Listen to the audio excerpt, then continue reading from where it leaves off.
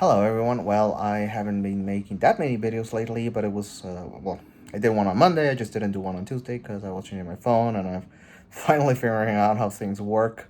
You can see the difference in quality of this. What I wanted to talk about today was the famous kid Kyle who killed two people and shot another one. In my very humble opinion, so far, it's a tough call. I'll tell you what are the pros. To his case, what are the cons? Let's start some with the cons.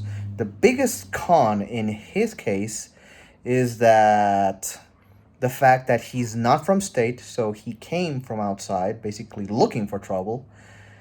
His very presence is an escalation per se, which precludes you from going self defense. So that part is true. Another one is he's a minor and he wasn't supposed to be having that gun, so he had illegal possession of a firearm. Now, does this necessarily mean he should be charged with first degree murder? Tough call. What weighs the most in this case is the fact that he came from abroad and illegally armed. Obviously, he did not go to, I don't know, try to make friends. So, from that perspective, very likely he will be charged. I don't know if necessarily it's going to be the death penalty because he's a minor and whatever kind of things. So all this nuance there. Now in his case, for self-defense, would be that the first guy he shot. You can see the video from Anonymous Operations. You can clearly see the whole thing. He was always running away. So like okay, imagine. Okay, this is what it's not a very good analogy, but let me make you one stupid example. Okay, let's say I put boxing gloves, the equivalent of the AR-15, but no, I really can't make an analogy because it is you took a deadly weapon. The thing that works in his defense is the fact he was always running away, even from the first video of the first guy he shot. So he was running away. The guy started throwing things at him. He shot one in the air like a warning shot, and the guy just screamed "F you" and charged him, and that's when he fired.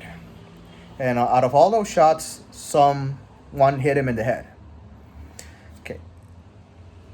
If I took out what I said first, the con, that he came out of state, all this kind of stuff, that would be technically textbook self-defense, because in that specific moment, you weren't actually looking for trouble. You were running away. I mean, like, everyone, you can claim that, he was trying to feel macho, whatever, and then, like, he ran away, whatever. The fact that you're running away tells the other person that you're no longer a threat. And at least in the US, self-defense laws take this into account. You cannot chase someone unless they did something to you, right? And I don't mean called you a bad word.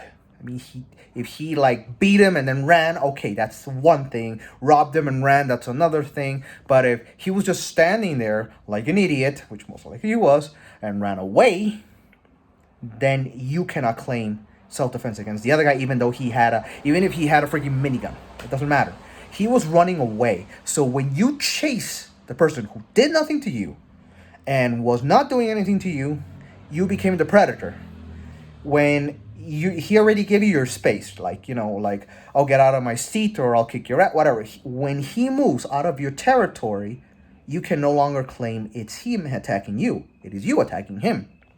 So when the guy ran after him, he became the predator. Oh my gosh.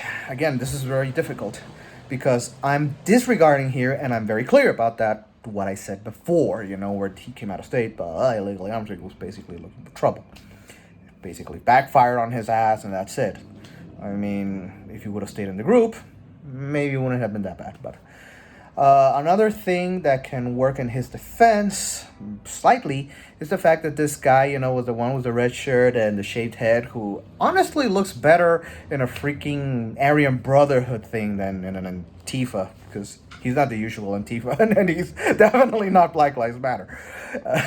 He's whiter than freaking Snow White. He was always, antagonistic during every interaction he had. And again, as I said, when he literally, after even, number one, chased the guy running, The guy, he says, you're gonna catch up to me, so obviously you're gonna kick my ass. We're giving you a warning shot, and your response is "f you" and go at him. That's one of the most common last phrases when someone is staring down a gun, a gun barrel, and it happens more often than you think. The typical "you don't have the balls" tends to be a famous last phrase. In Spanish, it's actually worse, and people do get killed by that, and it becomes kind of an iffy situation because at least the other guy can't claim self-defense, and sometimes the guy who shot could. Because again, as I said, disregarding that other part, that he came out of state, armed, da da da da. Disregarding that part, he technically wasn't doing anything. He was just standing there like a moron, and this guy decided to go beat the shit out of him. Okay, well, I'm not even monetized, so I don't care about bad words. He decided to cheat. The guy ran away. I mean, when someone is like, let's assume he did something like he puffed his chest, he called you a baldy, I don't know, and you decide to chase this guy. Legally speaking, if the guy runs away, it's over.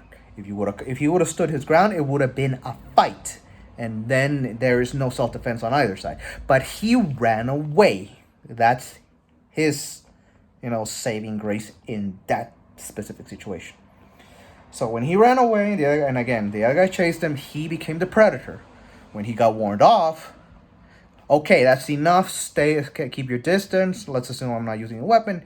That's the thing. And if he still charges at me, I could defend myself physically. And if I have a weapon, like it or not, I can use it. Or if I grab one, I can grab a brick. I don't know.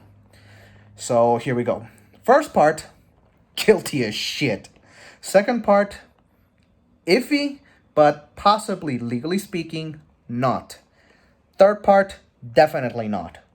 Because the third part, he was walking towards the police. So he can claim, and I'm not saying that this is a fact, that he was going to surrender, because in the end he did. Some people jumped at him armed. One of those guys had a pistol and mobbed him, so he shot them. That's classic self-defense. He was walking away, same situation as the other one. He was walking away, he got attacked, they had weapons, one of them even had a gun. We got shot. Okay. So we got these three scenarios. Initiate, pure guilty, iffy, not guilty. When you add this together in a whole situation, that's going to be a jury's job to decide. I'm not going to go out and go on a limb and say, he is or he's not. I already told you. In the beginning, he's guilty. In the first scenario was the skinhead. I'm going to call him a fucking skinhead, but that's what he looks like. In the skinhead, he was an asshole, but he didn't deserve to die. But he was still an asshole during the whole time. People weren't doing anything there. The skinhead, it's an iffy, 50-50, because I don't know if he initiated something. Just standing there doesn't mean initiation. Let's be clear. If he said something or it becomes kind of gray when he started running away, because that's like, okay, I surrender, and the guy still went after him. So that's where it becomes a little iffy. And then this one, clearly, okay, that's nothing, okay. The second guy and third guy he shot, you're out, especially the guy with a gun. He was smart, the guy with a gun, when he got shot, instead of trying to keep fighting, because then he could have been shot him in the head after, being shot in the arm, and it would have been okay. So there you go. What's going to happen? It's going to depend purely on the courts. But I repeat again. First part, the fact of being there, armed, cross state lines, purely guilty. It shows a lot of premeditation there. But that doesn't necessarily mean he premeditated that, for the fact that he ran. Because if you want to make this line, you have to join 1 and 2 completely. But 2 is iffy. So we have to wait and see what's going to come out. No result, I can assure you this, no result is going to satisfy everyone. So let's get that out of the way.